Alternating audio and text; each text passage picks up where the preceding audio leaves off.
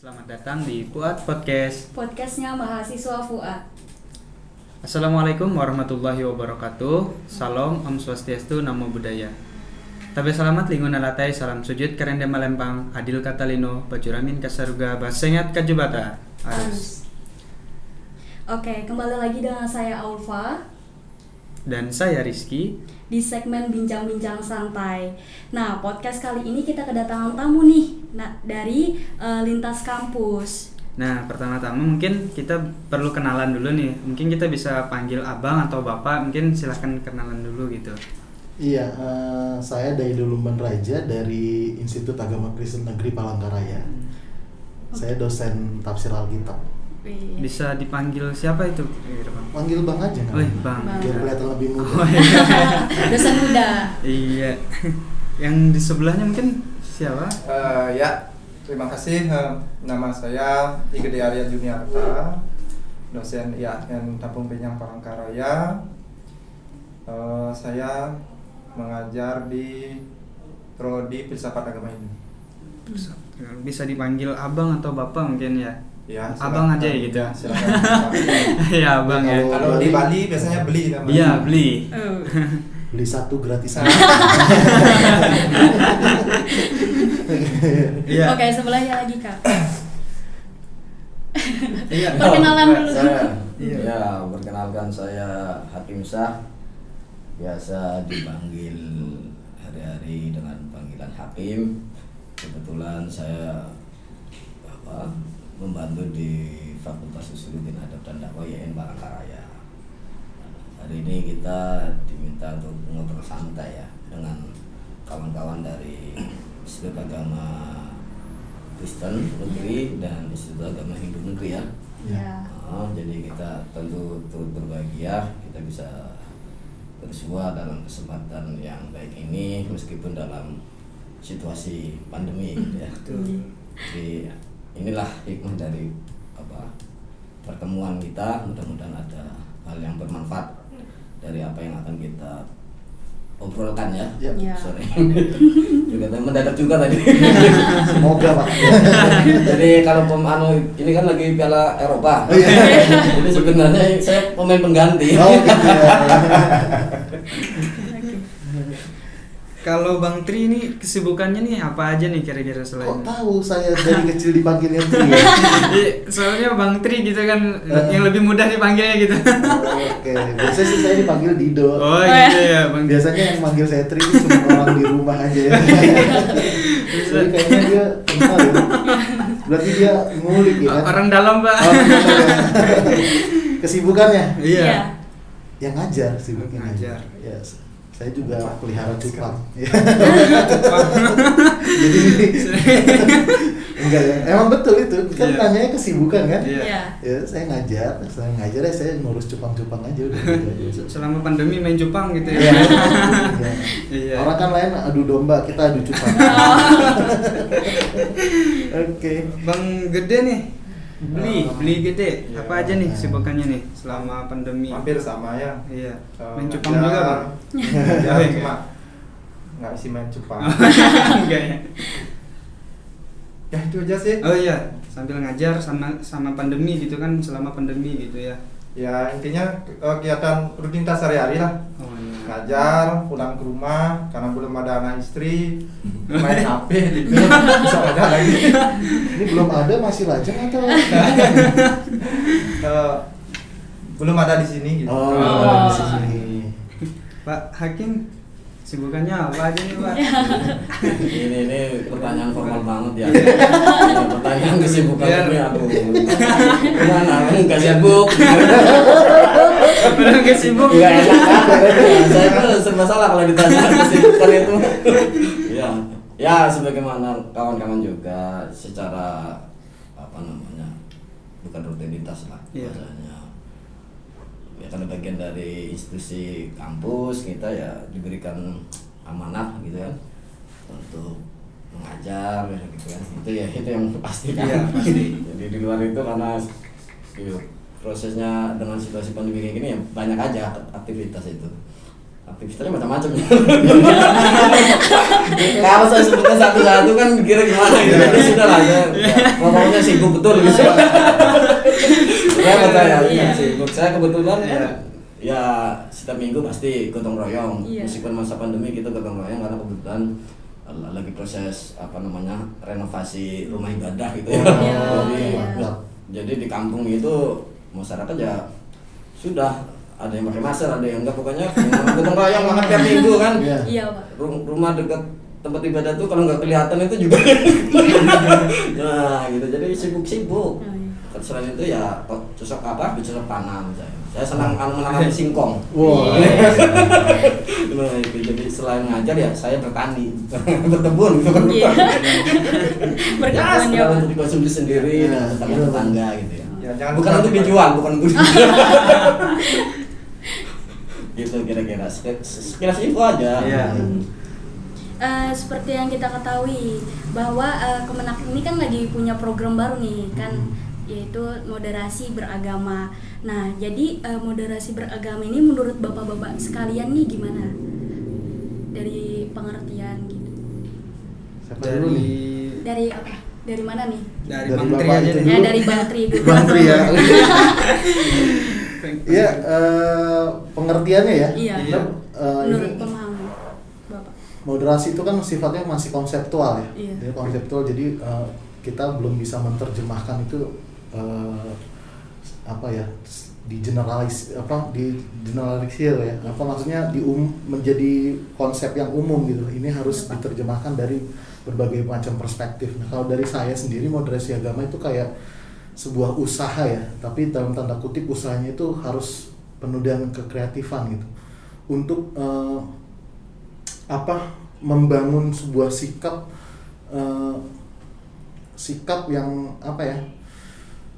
menengahi konflik atau ketegangan-ketegangan yang terjadi karena bisa jadi denominasi doktrinal, pengajaran dalam tanda kutip pengajaran agama-agama, baik itu internal maupun antar umat beragama itu sendiri. Jadi sikapnya itu ya, membangun sikap inilah itu yang namanya disebut moderasi. Nah, itu kalau istilah sekarang moderat ya. Iya. Makanya ada muncul Islam moderat, Kristen moderat. Itu iya. konsep-konsep itu muncul karena moderasi beragama itu. Itu dari saya sih. Kalau dari beli gede nih, moderasi beragama itu apa sih? Kalau yang formal apa yang tidak formal? Yang tidak formal dulu seperti Bebas. Bebas aja. Kalau yang tidak formal ya sama ya seperti tadi diungkapkan Mas Tri mungkin ya. Dan biar kelihatan lebih akrab lagi. Biar kayak keluarga gitu. Intinya moderasi itu kan tadi diungkapkan moderat berarti jalan tengah. Iya. Ya, itu intinya jalan tengah, bagaimana kita bisa bertingkah laku gitu, artinya di tengah-tengah. Nah, tidak ekstrim ke kiri maupun ke kanan. Yes. Ya, tapi kalau secara formal kan pengertian moderasi itu kan ya hampir sama sih, artinya kan dari kata Latin moderatio, artinya kan ketengahan, tidak berlebihan atau kekurangan kan gitu maknanya. Kemudian biasanya kalau tidak salah ya, mungkin nanti ini yang beliau ini nanti menjelaskan lebih lanjut ya. Kalau tidak salah ada namanya kata wasiah gitu ya. Nanti mengarah ke pelakunya namanya wasit. Makanya wasit itu bertindak di tengah-tengah ya. Ya, bertindak di tengah-tengah. Jadi wasit itu harus adil gitu. Tidak boleh berat sebelah. Meskipun Cristiano Ronaldo kalau salah ya kartu didapat gitu. Ya si wasit bisa dibayar, Pak. Nah inilah nanti kita bicarakan lebih lanjut. Ya itu kurang lebihnya. Oke. Iya, baik Pak Hakim. Mungkin ada pandangan lain mungkin dari yang lain begitu kan. Apa nih menurut Pak Hakim nih tentang moderasi beragama gitu? Ya, hari ini istilah itu seolah-olah memang dibumikan sedemikian rupa ya, yang dalam konteks merespon realitas sosial kehidupan kebangsaan kita hari ini gitu ya. Meskipun sebenarnya isu tentang konsep moderasi beragama itu kan sebenarnya memiliki akar historis yang panjang, baik secara sosiologis gitu maupun kemudian doktrin agama itu pasti, karena di Islam sendiri misalkan juga mengenalkan istilah-istilah itu gitu kan. Nah, misalkan teks Al-Quran sendiri kan juga menyebutkan tentang ada istilah umatan wasaton gitu kan. Jadi umat yang tengah-tengah itu maksudnya ya tadi itu kemoderetan gitu ya. Dalam bahasa lain ya yang bersikap tawazun gitu ya, seimbang gitu ya. Itu yang kemudian kenapa kemudian Kementerian Agama dalam ini pemerintah mencoba menggaungkan lah atau membubuhkan konsep ini gitu ya. Ini kan masih pada level tataran konsep gitu ya. Yang jadi susah ini kan di level mempraksiskannya dalam konteks kehidupan sehari-hari gitu ya. Karena kemudian kita bicara doktrinal agama kan masing-masing agama tentu punya prinsip-prinsip yang berbeda kan. Tetapi di balik perbedaan itu sesungguhnya tetap ada satu muara gitu kan. Kalau dalam perspektif Islam misalkan ada yang namanya konsep toleransi itu tadi ya. Nah, barangkali konsep toleransi itu bagian dari menerjemahkan tentang sikap moderat itu. Apakah moderat dalam arti di sini tidak memiliki sikap? Tentu tidak. Tadi moderat juga merupakan bentuk penyikapan yang ada keberpihakan. Nah, keberpihakan dalam konteks ini tentu ada keadilan, kesetaraan gitu ya. Jadi itu penting. Nah, dalam konteks bagaimana membangun kehidupan sosial, kehidupan kebangsaan konteks Indonesia yang multi etnik, multi religius, multi keyakinan gitu ya. Yang kemudian bagaimana bangsa ini terus bisa melangkah maju ke depan, bukan bergerak mundur malah gitu ya. Nah, saya kira ini menjadi tantangan bagi siapa? Ya tentu secara umum tantangan bagi para umat beragama gitu ya. Yang bagaimana menerjemahkan nilai-nilai agama yang luhur itu dalam kehidupan sosial kita gitu ya. Ini kan berat gitu ya. Apalagi di tengah konteks hari ini tsunami informasi, kemudian semangat intoleransi, semangat kebencian yang kemudian diakumulasi sedemikian rupa dengan motif-motif tertentu. Nah, ini juga menjadi tantangan tentu ya. Saya kira problem itu tidak hanya bicara dalam konteks eksternal di luar intaran umat beragama, tapi dalam intaran umat beragama sendiri tentu juga ada problem-problem krusial yang harus bisa diselesaikan. Nah, saya kira narasi pemerintah untuk mencoba membumikan semangat moderasi beragama itu ya patut untuk diapresiasi ya. Nah, pertama tentu saja yang jadi problem ini di kalangan generasi muda hari ini, generasi milenial gitu ya. Ini yang menjadi penting gitu ya, yang harus kita sama-sama, pertama di kalangan dunia pendidikan, kaum muda, terdidik, terpelajar ini coba menjadi agen juga gitu, bukan justru menjadi resepsionnya yang menerima gitu ya, bukan, tapi bagaimana dia juga menjadi agen untuk turut serta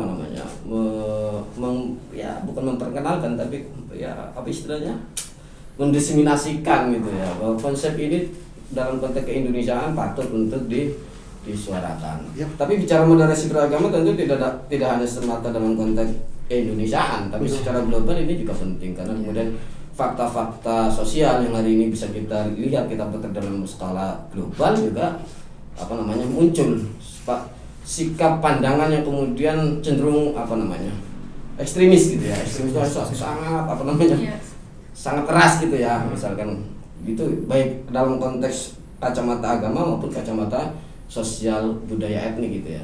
Itu terjadi gitu ya. Saya kira itu penting. Memang bisa nggak?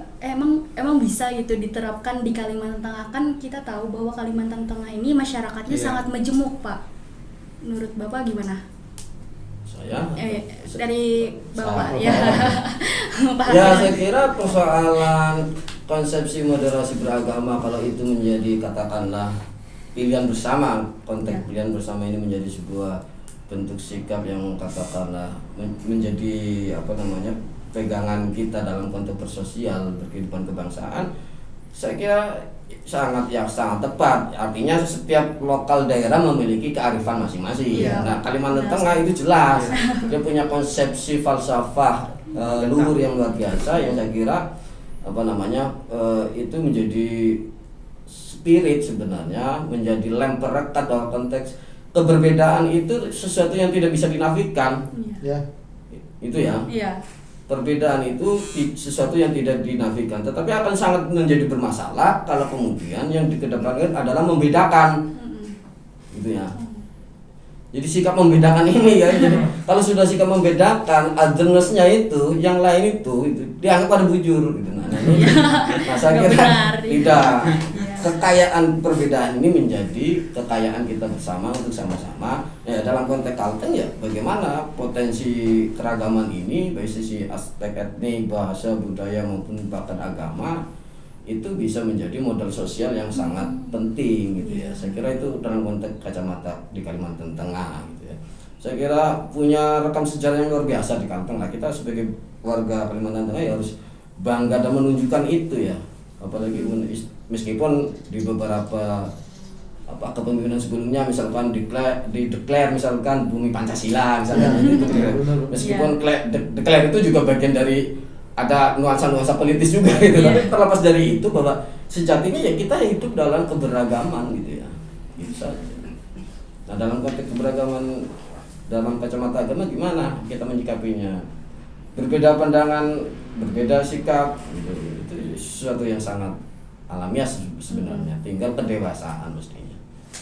Bukannya itu tadi yang saya bilang tadi, bukan membedakan. Kalau sudah membedakan itu tentu akan namanya akan lain kan. Oke, dari Beli Gede nih. Oh iya. Iya. Kalau gitu saya juga melihat dari kacamata saya ya. Iya. Kedua kacamata Ya kan? Dari kacamata saya kan gitu. Iya. Masa Kalau saya nggak pakai kacamata. misalnya kan Iya. dari perspektif itu ya. Iya. Saya dari kacamata saya gitu. Dari kacamata saya sih konsep moderasi ini bagaimana caranya kita terutama artinya menguatkan persamaan itu. Pasti ada berbagai macam perbedaan tetapi dicari dan dikuatkan persamaannya. Iya. Kemudian jangan sebaliknya mempertajam perbedaannya. Itu yang berbahaya jadinya. Apalagi salah satu indikator daripada moderasi ini adalah toleransi kan gitu. Jadi toleransi ini hanya bisa terjadi misalnya kalau antara yang satu dengan yang satunya gitu. Nah, jangan bilang yang lainnya. Yang satu dengan yang satunya kan berarti sama-sama satu ini. Iya. Kalau sama artinya ya saling menghormati. Karena udah sama posisinya, ini satu, ini satu. Nah, itu kalau ini satu, ini lain, berarti berbeda, dia berarti kita akan menjadi intoleran jadinya seperti itu. Jadi bagaimana caranya kita melihat yang lain ini sebagai bagian pada yang sama daripada kita, khususnya kalau lingkup Kalimantan Tengah kan gitu. Jadinya misalnya kita tarik misalnya memang berbeda dalam berbagai suku, berbeda dalam sebagai agama, tetapi kan satu kesatuan dalam lingkungan atau wilayah Kalimantan Tengah kan ada titik samanya gitu. Misalnya kalau sama seperti agama, misalnya ada perbedaan setiap agama gitu. Ya saya merujuk aja ya, misalnya menurut Aston Smith itu mengatakan bahwa mengapa agama itu memakai kata agama dengan A besar gitu, artinya ya karena ada kesamaan. Kalau nggak ada kesamaan nggak mungkin ada agama Hindu, agama Buddha, agama Kristen. Kalau isi agama depannya berarti ada kesamaannya gitu. Tetapi dia memiliki perbedaan ketika disebut dengan agama-agama majemuk jadinya dia. Nah, jadi di sini kita harus memahami bahwa setiap agama itu memiliki kesamaan dengan A besar, itu berarti kebenaran itu adalah satu sebenarnya gitu. Tetapi yang satu itu kemudian dia menjadi banyak kebenaran yang memang ada di dalam setiap agama. Itu yang perlu kita, artinya sikap seperti itu yang harus kita sadari lah setidaknya. Ya, kalau bukan dari penyadaran dulu, tadi dibilang sulit memang, artinya kalau tidak internalisasi. Kalau saya lebih condong pada internalisasi dulu. Ya, jadi kita kuatkan pemahaman ini yang di dalam, yang mulai dari keluarga, rasa bagaimana seorang orang tua misalnya mengajarkan keadilan gitu misalnya kan, punya anak dua bagaimana menjalankan sikap adil kan seperti itu, berimbang ya. Jadi nanti anak ini meneruskan lagi ke teman yang lain. Seperti multi level kan jadinya ya lama beranak pianak ya, mudah-mudahan bisa saling memahami pada akhirnya. Ya itu saja sih mungkin. Ya, Oke. dari Bang Tri nih yang ditunggu-tunggu Iya. juga nih. Oh ditunggu-tunggu. Saya rasa padahal udah lengkap ya gitu. Oke. Iya. Kalau saya sih sebenarnya gini ya, urgensinya tadi. Kalau bertanya kepada konteks Kalimantan Tengah, urgensinya gimana gitu? Iya. Karena moderasi agama itu ada, dicetuskan, dikonsepkan karena urgensi gitu. Tadi kita udah bahas bersama-sama gitu. Moderasi beragama itu bagaimana kita membangun sikap ya untuk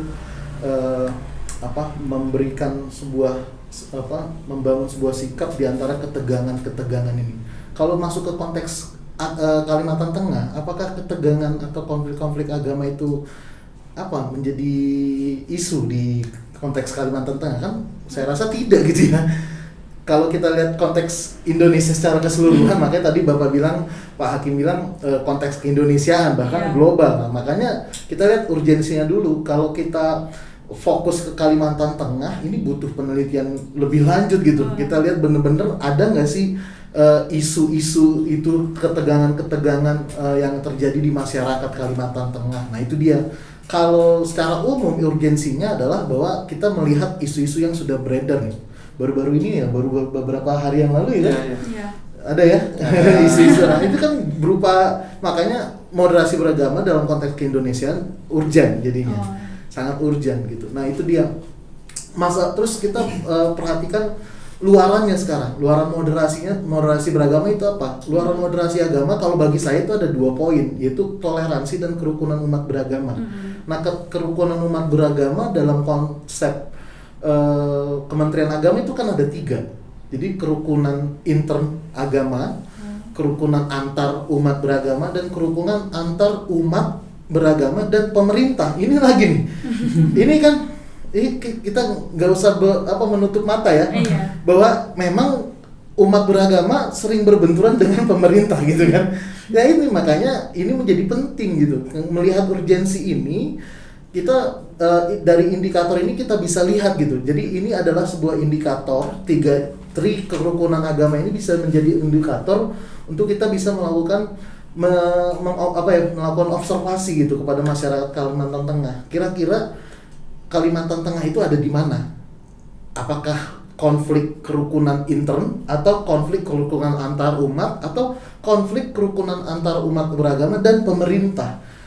Nah itu dulu. Nah kalau bagi saya isu yang paling, karena saya sudah beberapa kali meneliti di daerah sini, isunya itu lebih berada di intern, kerukunan intern beragama gitu. Intern gitu. Misalkan contoh Kristen gitu ya.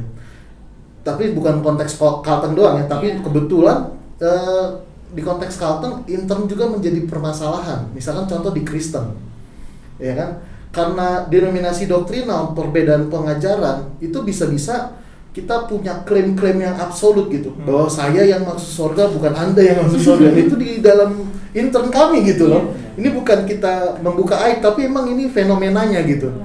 Bahwa isu ini yang paling penting sebenarnya, artinya moderasi beragama, Kristen moderat, atau artinya moderasi beragama diharapkan menciptakan Kristen yang moderat. Kristen yang moderat adalah umat beragama Kristen yang mampu mengimplementasikan kasih sebagai landasan toleransi itu. Kasih yang diajarkan di dalam Alkitab itu menjadi landasan toleransi sehingga bisa membangun harmonisasi keberagaman. Bagi saya itu paling penting gitu. Misalkan saya beragama Kristen dengan penganut pengajaran doktrin dari John Calvin, misalkan itu yang sedang beredar, atau penganut pengajaran dari Reform. Nah, orang Kristen ini tahu nih. Tapi saya bisa menghargai orang-orang Kristen yang berada di pengajaran yang lain. Nah, itu dia. Kalau internnya belum benar, nggak bisa ke ekstern. Makanya jangan heran kalau sekarang Kristen itu terkesan eksklusif. Ya, itu mohon maaf sekali saya harus bongkar. Istilahnya kalau menurut saya Kristen itu terkesan eksklusif karena masih belum clear di internnya.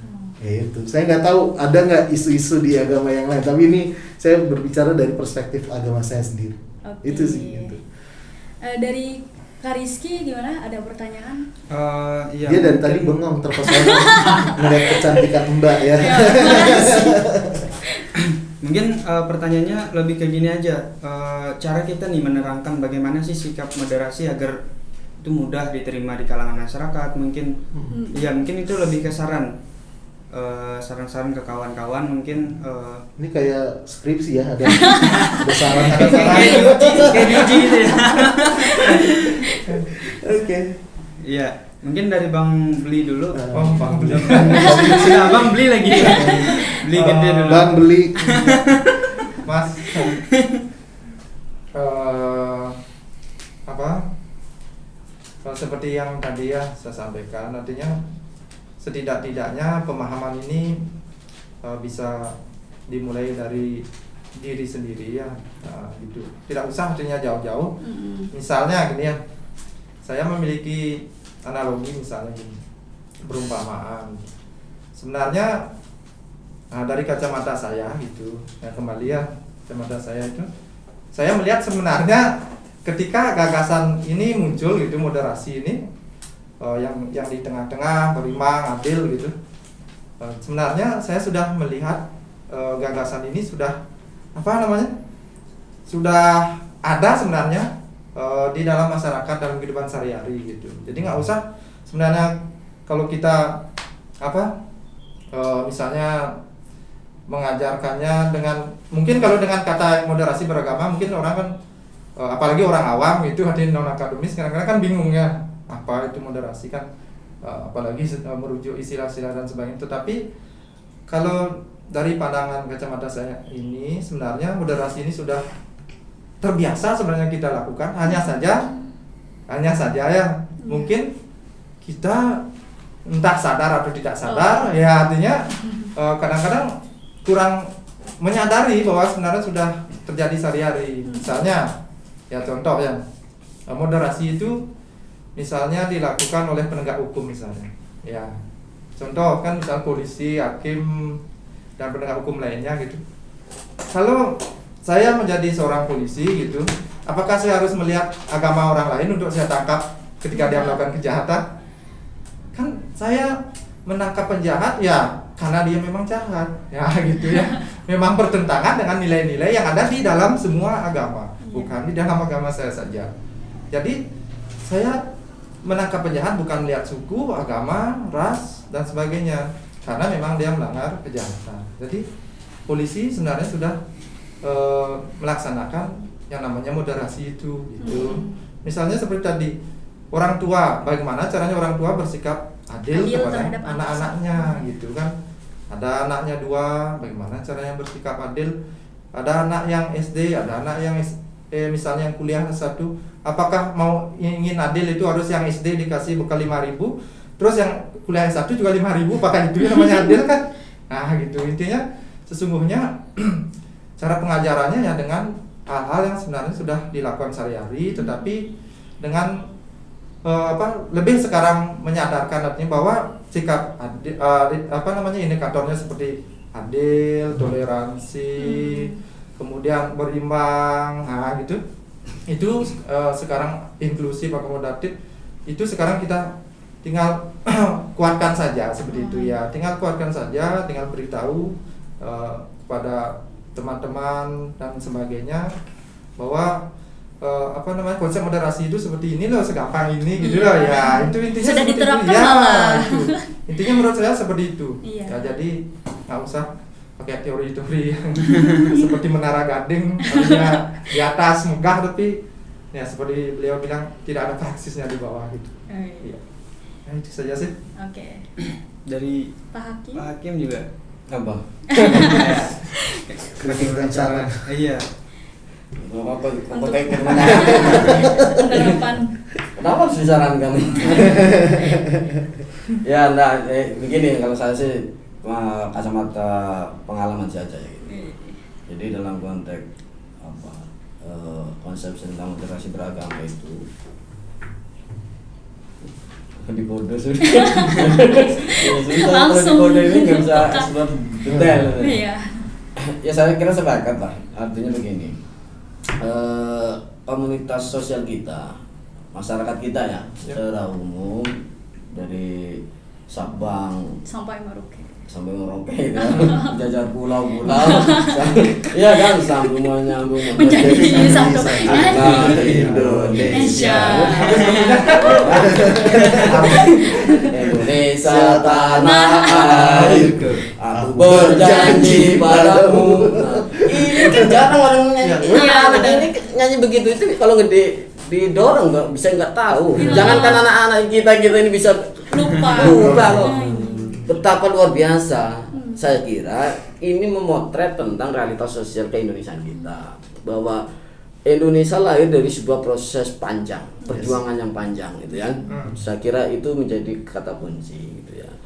Yang kemudian memadukan berbagai macam kekayaan kultural, filosofi, falsafah, kearifan lokal yang kemudian teramus sedemikian rupa kan. Nah, itu menjadi penting. Nah, apakah kemudian harus kita sarankan gitu ya? Bahasa disarankan ini seolah-olah kan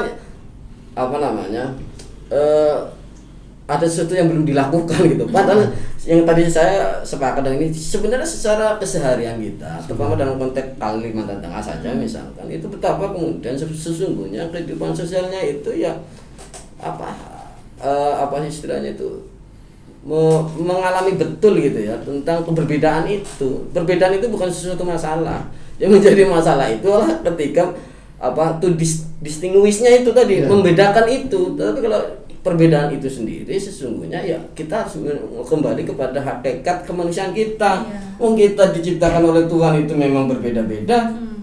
Masa kita kemudian setelah hidup di dunia kemudian membeda-bedakan, ini kan jadi masalah. Yang menjadi masalahnya membeda-bedakan itu. Makanya konsepsinya sehingga kembali kepada internalisasi. Jadi dalam konteks mengedukasi publik gimana? Ya tentu learning by knowing gitu ya. Belajar dengan mengetahui, berarti dengan belajar mengetahui itu artinya dengan pengetahuan dulu gitu kan. Ya mencari pengetahuan yang benar. Kalau mencari pengetahuan yang benar, ya harus ada sumbernya yang kredibel, otoritas yang kredibel yang bisa dipercaya, tidak langsung menenggak atau menyerap mentah-mentah. Gitu ya, jadi harus aktif gitu kan. Yang kedua, learning by experiencing gitu ya. Belajar dengan mengalami gitu loh. Anda tidak akan pernah memiliki narasi sikap untuk moderat kalau kemudian kita tidak pernah mengalami secara kedirian kita berinteraksi gitu ya, bersosial dalam konteks keberbedaan. Kan sangat berbeda kan orang yang pernah mengalami hidupnya dalam konteks realitas keberbedaan dengan yang homogen katakanlah. Itu akan mempengaruhi struktur kognisinya gitu. Kognisinya terpengaruhi, sikapnya otomatis terpengaruhi gitu. Saya punya pengalaman konkret lah dalam konteks kehidupan antar umat beragama ya gitu ya. Saya waktu kecil itu, waktu SD itu, saya punya sahabat teman itu ya, anak pendeta. Saya diajak tuh gitu ya, masuk ke gereja gitu ya. Tidak ada masalah gitu. Bisa itu pengalaman ya, jadi berbeda kok. Kalau saya tidak mengalami itu, maka cara pandang saya mungkin akan berbeda. Tapi karena saya mengalami langsung, kami tidak ada bicara tentang persoalan teologis, karena persoalan teologis itu clear di situ, gitu ya. Tapi secara kemanusiaan kita ini berbeda urusan surga dan tidak surga. Kan otoritas Tuhan itu apa coba kita mau diapakan coba ini yang kita tahu. Nah, itu yang menjadi penting. Makanya saya bilang pengalaman itu juga mempengaruhi cara baca, cara pandang orang terhadap dunia. Nah, dalam konteks keberbedaan pluralistik ini menyikapinya kayak apa? Sekarang terus terang lah, saya itu kadang miris. Saya waktu kecil karena hidup dalam banyak realitas sosial yang berbeda-beda gitu ya. Dulu misalkan di Jawa itu misalkan kata sholat itu kan sering kali orang muda mengatakan dengan sembahyang. Nah, sekarang kata sembahyang itu seolah didengungkan tidak Islami gitu. Dan maksudnya tidak layak untuk digunakan gitu dalam konteks obrolan keseharian kami kita gitu loh sebagai umat Islam. Itu kan saya kadang terus terang saya kadang mikir ada apa ya? Ada gerakan apa di balik ini tuh? Dulu saya biasa aja yuk ayo pada sembahyang gitu ya, pelanggar ke masjid. Biasa aja toh. Gitu loh. Praktek ritualnya tetap sholat gitu. Tapi sekarang diharamkan menggunakan kata sembahyang itu haram karena tidak Islami. Kan problem itu. Bagi saya sebagai warga Indonesia, sebagai ya beragama juga gitu kan. Itu betul-betul wah kok bisa sekarang setelah puluhan tahun saya di dunia sudah hampir 4 dekade kan. Kebayangkan lah, saya sejak lahir di bumi Indonesia sampai sekarang di era milenial kayak gini nih kan. Ya, kemudian orang apa namanya istilahnya tanda kutip apa istilahnya itu menafikan gitu ya tentang kekayaan bahasa itu interpretasi kan luar biasa lah. Maksud persoalan sembahyang menyembah yang gitu ya. Yang itu yang Tuhan itu kan kita ini kan zat ini yang maha besar, maha kuasa, maha adil, maha penyayang, segala macam kan. Ya masa terus nggak boleh itu adanya kan, karena Islam itu hanya mengenal kata sholat itu. Saya kan apa sih? Oh gitu ya. Jadi itulah penting saya kira. Kemudian bagaimana kita juga harus banyak dialektika, apalagi proses Islamisasi lah di Indonesia itu kan tidak keruduk-keruduk gitu, tidak melalui alur kekerasan gitu, tapi adaptif betul gitu. Terutama konteks sejarah itu yang penting harus dibaca sebenarnya. Ya kalau sejarahnya nggak dibaca, jadinya ahistoris gitu. Wong sebelum Islam ke Indonesia ini sudah ada yang lain kok. Iya kan? Kristen itu datangan belakangan, yang duluan Hindu, Buddha, gitu loh. Baru Islam kan, gitu kan? Kayak gitu kan? Coba baca sejarah, kira-kira kan gitu. Jadi simpel saja lah. Kita simpel saja. Ya sudahlah, karena ini Indonesia sudah melalui kemufakatan para pendiri bangsa gitu dengan beragam kiprahnya gitu kan, perannya masing-masing. Ya secara faktual memang kebetulan di Indonesia mayoritas muslim gitu ya. Ya sudah, ada kesepakatan kota kita bangun negara Indonesia modern ini dengan nama konsep Republik Indonesia. Clear di situ. Gitu loh. Dengan spirit apa, falsafahnya apa, jelas. Pancasila, Bhinneka Tunggal Ika lah, tinggal kita terjemahkan saja gitu ya. Jangan kemudian kita mencoba mencandra gitu ya. Wah ini harus ada narasi yang lain gitu. Meskipun itu sah-sah saja dalam konteks demokrasi itu sah-sah saja, itu pilihan. Tapi oke lah, kita hari ini Indonesia punya tanggung jawab besar untuk mensejahterakan rakyatnya gitu kan. Dengan segala keragaman etnik, agama, itu ayolah bergerak bersama gitu. Kayak tangan itu lah, gitu. Ya sama kan? Sama lima kan. Tapi perannya kan masing-masing. Tapi kalau upacara bendera baris bergerak kalau upacara itu baris berbaris tuh. Kalau jalannya kayak gini jangan beda nanti. Tapi ya harus seirama. Ya kayak rumput nanti. Nah, gitu. Jadi ya sudahlah, kita ini jangan terlalu mempersoalkan hal-hal yang kemudian sesungguhnya tidak substansial bagi dalam kacamata saya ya, karena bicara keberbedaan itu sudah given gitu loh. Given diberikan Tuhan, dan tinggal kita menafsirkannya. Betul. Gitu loh. Apakah kita akan dengan cara pandang yang eksklusif? Itu kan ini beda lagi kan, cara pandang eksklusif, inklusif. Kalau inklusif berarti dia terbuka. Terbuka itu bukan pengertian tidak punya prinsip, bukan. Terbuka itu artinya dia ada kekayaan di situ. Gitu kalau saya. Gitu kira-kira. Jadi sarannya ya ayolah kita bangun Indonesia sedemikian rupa gitu kan, dengan spirit Pancasila. Iya kan? Falsafah Bhinneka Tunggal Ika, dan tentu saja nilai-nilai keagamaan yang dipercaya, diyakini oleh setiap pemeluk agama itu. Ada orang nomor 3. Sekarang ada orang aliran kebatinan masa ya kemudian dibahas ini kan, enggak juga lah, biar masih sesuai keinginan lah. Dia pakai aliran kebatinannya, biarkan gitu. Enggak usah mendakwai orang. Nanti bicara konsepsi dakwah kan macam kan? Beda lagi nanti. Ada lagi dia konten baru lagi. Iya kan? Tantangan dakwah agama di era hari ini misalnya kayak apa? Nah, tapi konteks karena hari ini kita bicarakan tentang moderasi beragama, ya kita sepakat ya bahwa itu masih pada level konsepsional gitu. Tapi secara praktis ini menjadi penting. Nah, salah satunya tadi saya kira sepakat ada internalisasi dulu. Kita pahami dulu apa sih hakikat konsep ini gitu ya. Sehingga kemudian dalam konteks praktis di masyarakat, dalam konteks kehidupan keseharian kita benar-benar bisa dirasakan gitu ya. Jadi bukan untuk siapa, untuk kita. Nah, kalau kita itu sudah pasti aja kata kita itu meniscayakan dua hal, aku dan kamu. Iya. Tidak ada kita kalau tidak ada aku dan ada kamu. Iya kan? Kalau itu- Masuk. Kita Indonesia. Nggak ada kamu, ada aku. Aku dan kamu pantu aja berbeda. Dan perbedaan itu kita satu, makanya itu namanya kita. Gitu. Ya, Saya kira bisa Pak buat kuat gombal. Itu saya pandangan saya. Oke. Kawan-kawan toh? Siap. Kira-kira begitu. Oke, mungkin cukup ya. Oke, Yes. itulah bincang-bincang santai kita pada kesempatan kali ini. Jangan lupa tinggalkan like dengan cara like, subscribe dan komen serta saran siapa lagi narasumber selanjutnya. Terima kasih Bapak udah mau Iya, hadir iya, pada oke. podcast kali ini. Ini bapak atau abang nih jadi Abang. Bapak di Kan sini. khusus ya. Bapak. Iya. khusus ke saya bapak. Bapak apa? Oh, tante. Oke. Saya Saya kira Ulfa. obrolan aja ya. Ya, Oke. Saya Rizky. Dan kami. Kita. Kita kan sudah kami ya. Iya.